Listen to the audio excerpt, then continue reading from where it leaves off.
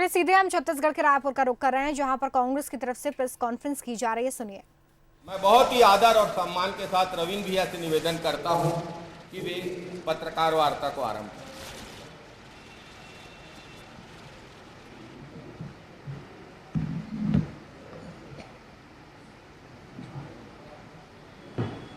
बोलिए ना, मोर बात हो गई अकबर की बात, 4 लाइन पॉलिटिकल बात ना करें, बाकी टेक्निकल बात।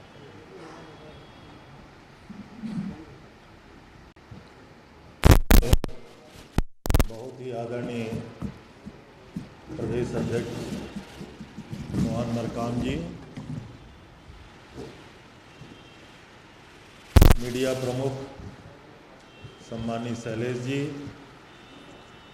मंत्रिमंडल के वरिष्ठ साथी अकबर भाई, डॉक्टर डहरिया जी, राम गोपाल भैया, चंद्रशेखर जी, राजेंद्र भैया, मैडम नायक जी, सुशील भाई, विकास भाई, मीडिया के हमारे सभी मित्रगण, हम लोग जब भी झीरम की याद करते हैं तो मन में सिहरन पैदा हो जाता है। सारे विषयों पे बड़ी तार्किक बातें और बड़े जोरदार शब्दों में हम अपनी बात कहते हैं, लेकिन जब भी झीरम की याद करते हैं तो पता नहीं मन में कितनी तकलीफ पहुंचती है। इसका अंदाज़ा मैं समझता हूँ छत्तीसगढ़ में रहने वाले हमारे सभी मित्र विशेष रूप से आप सब भी करते होंगे। हमने अपने पहली पीढ़ी के सभी नेताओं को खोया। नंद कुमार पटेल,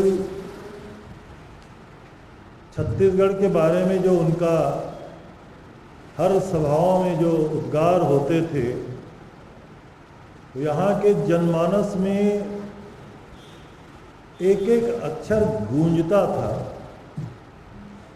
आदरणीय विद्या भैया की विरासत, राजनीतिक उनकी ताकत और उनका अनुभव, हम लोगों को लगता था कि नए छत्तीसगढ़ के निर्माण में उनका कितना ज़्यादा हम सब लोगों की आवश्यकता है।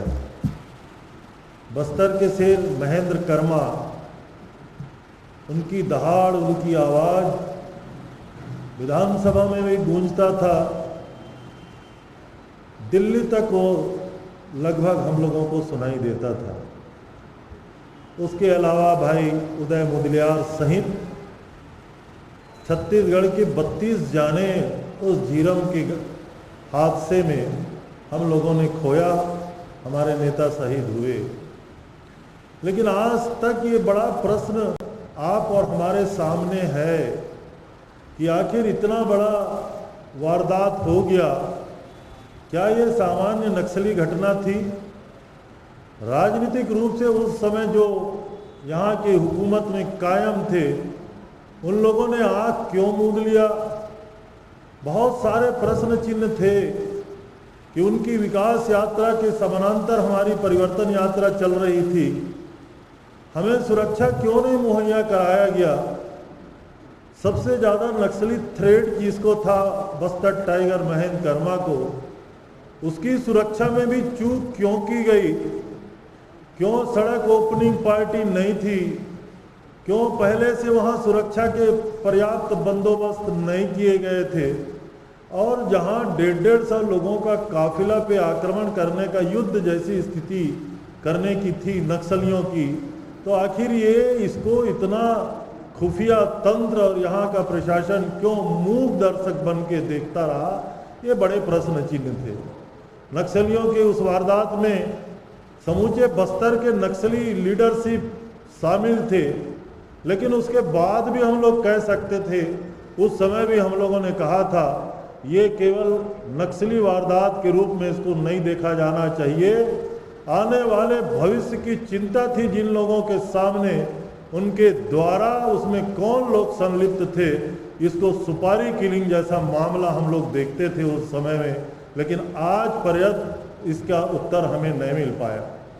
कल हमारे जिन शहीद शहादत को प्राप्त नेताओं के वारिसों ने यहाँ पत्रकार वार्ता लिया, इसीलिए आज हमें आपके सामने अपनी बात कहने के लिए आना पड़ा कि ना केवल ये उनके मन में टीस और उनके मन का दुख है, ये समूचे छत्तीसगढ़ के आम जनता का और पूरे देश की कांग्रेस जनों का ये बहुत बड़ी पीड़ा है। ये शुरुआत कहाँ से हुई? 16 जून को एनआईए ने अदालत में ये एप्लीकेशन दिया कि जो एफआईआर दोबारा किया गया है माननीय जितेंद्र मुदलियार के द्वारा, उसकी जांच भी एनआईए को सौंपी जाए। किसके इशारे में एनआईए ये काम कर रहा है? कौन लोग हैं जो इसकी जांच को रोकना चाहते हैं? ऐसे कौन लोग हैं जो नहीं चाहते कितनी बड़ी हत्या हुई उसके तह तक ये सारी बातें जाएं, उनके खिलाफ कार्रवाई हो। केंद्र में जिनकी सरकार है, हम लोग तो ये मान के चलते एनआईए उनके इशारों पे काम करता है। आखिर उनकी मंशा क्यों है और किसको बचाने की उनकी मंशा है? सीबीआई जांच की मांग की गई विधानसभा में, तत्कालीन मुख्यमंत्री ने सीबीआई जांच के लिए स्वीकार किया। जब केंद्र सरकार ने सीबीआई जांच करने से इनकार कर दिया तो आखिर तत्कालीन मुख्यमंत्री डॉक्टर रमन सिंह 2 साल तक, फिर से कह रहा हूं, पूरे 2 साल तक छत्तीसगढ़ की जनता को, पीड़ित परिवार को और कांग्रेस जन को और उनसे भी ज़्यादा आप सब प्रेस के मित्रों को उन्होंने ये बात क्यों छुपाई? ये बड़ा प्रश्न चिन्ह है। क्या एनआईए अभी भी इस जांच को रोकने के लिए जो षड्यंत्र कर रही है, उसके पीछे भी उन्हीं हाथों को हम जिक्र कर सकते हैं जिन्होंने सीबीआई जांच नहीं होने की बात को छुपाई? आदरणीय मित्रों, आप सब लोगों ने देखा होगा, लगातार शहरी नेटवर्क नक्सलियों के ऊपर कार्रवाई अभी सरकार बनने के बाद हमारी जारी है और जो लोग लगातार गिरफ्त में आ रहे हैं वो सीधे सीधे, अभी एक ट्रैक्टर सप्लाई का मामला आया बस्तर में, भारतीय जनता पार्टी का उपाध्यक्ष का नाम उसमें सामने आया। आखिर नक्सलियों से साठ-गांठ के सारे मामले में कोई गिरफ्तार होता है तो भारतीय जनता पार्टी के लोग ही क्यों गिरफ्तार होते हैं?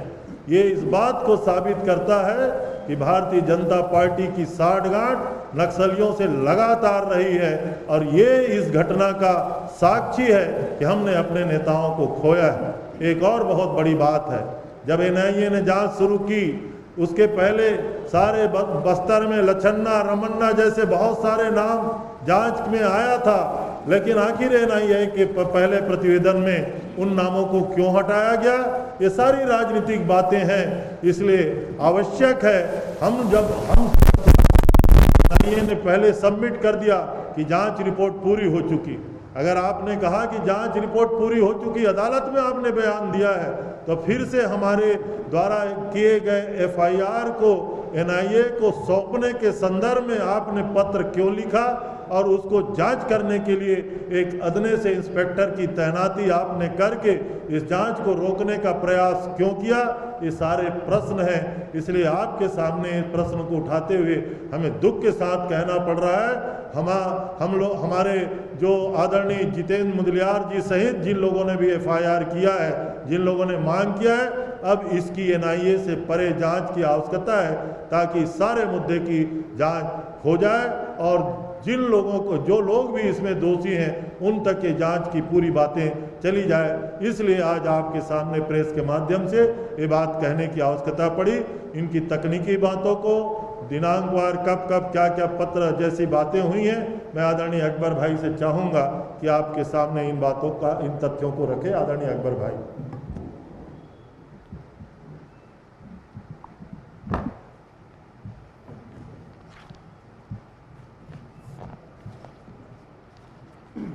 सभी साथियों को मेरा नमस्कार। जो घटनाक्रम है उसको कुछ जानकारियाँ इसी बार आपको देना जरूरी मैं समझता हूँ। जिस प्रकार से आदरणीय भाई रवि चौबे जी ने जानकारी दी कि अक्टूबर 2015 में एनआईए ने चार्जशीट फाइल और उन्होंने ये कहा कि जो अदालत है वो सुनवाई प्रारंभ करे कि उनकी जाँच पूरी हो गई। घटनाक्रम के हिसाब से जब आप देखें तो 23/3/2016 को विपक्ष के दबाव में तत्कालीन मुख्यमंत्री डॉक्टर रमन सिंह ने इस बात की घोषणा की कि ये जांच सीबीआई को सौंपी जाए। उसके बाद 29/3/2016 को राज्य सरकार ने जीरम नरसंहार के जांच के लिए अधिसूचना सीबीआई से कराने की अधिसूचना जारी की।